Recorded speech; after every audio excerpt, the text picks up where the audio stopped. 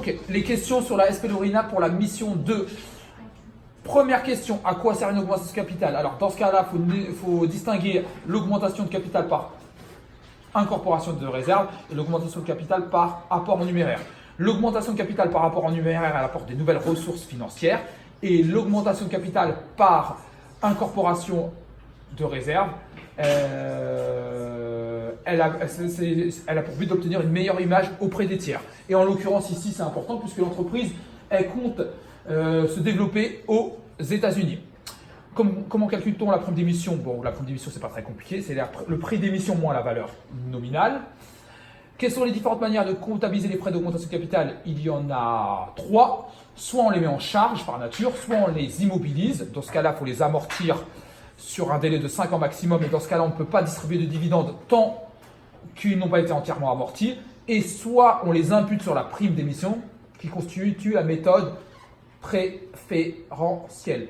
Je vous rappelle que la méthode préférentielle, c'est une méthode qui est préconisée par l'autorité des normes comptables. Elle n'a pas besoin d'être justifiée car elle donne une meilleure information financière. Lorsqu'on opte pour une méthode préférentielle, on ne peut pas revenir en arrière car revenir en arrière, ce serait une régression au niveau de l'information financière. Donc j'ai répondu aussi à la 4, la méthode préférentielle. Citer toutes les démarches existantes pour parvenir à l'augmentation de capital.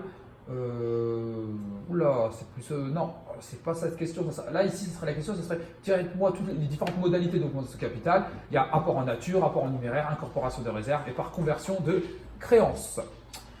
Quel est l'inconvénient de la méthode d'incorporation de réserve? Ouais, c'est pas un inconvénient, on va dire que c'est sa caractéristique. C'est que l'augmentation par incorporation de réserve, c'est qu'elle n'apporte pas de nouvelles ressources financières. Par contre, elle permet d'améliorer la meilleure image de l'entreprise. Les obligations de libération de la valeur nominale, alors que ce soit une SA ou une SARL, dans une augmentation, le minimum légal est de 1/4 pour les apports en numéraire. Là, ce qu'il faudrait rajouter, c'est que pour les apports en nature, c'est quoi qu'il faut apporter? C'est la totalité. Merci. Qu'est-ce que l'entreprise peut mettre en place pour attirer de nouveaux investisseurs? Elle doit fixer un prix d'émission inférieur au montant de la valeur réelle de l'action. C'est simple. Si vous avez une action cotée 150 €, il faut mettre un prix d'émission légèrement inférieur pour attirer de nouveaux investisseurs. Quelles sont les étapes d'enregistrement de l'augmentation de capital? Encaissement des fonds, constatation de l'augmentation, enregistrement des frais. Ouais. Comment détermine-t-on le nombre d'actions à émettre lors de l'augmentation de capital par conversion de créance ou par rapport en nature?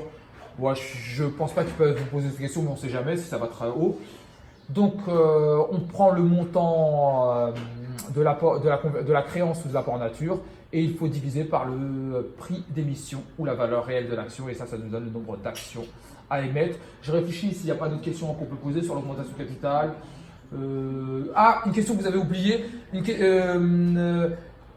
En fait, une fois que vous avez fait l'augmentation de capital, ils auraient pu vous dire comment ici la valeur nominale était entièrement libérée et donc ils vous auraient demandé quelles étaient les autres modalités possibles, mais en fait on y a un peu répondu. Vous dites qu'on aurait pu juste appeler le quart de la valeur nominale.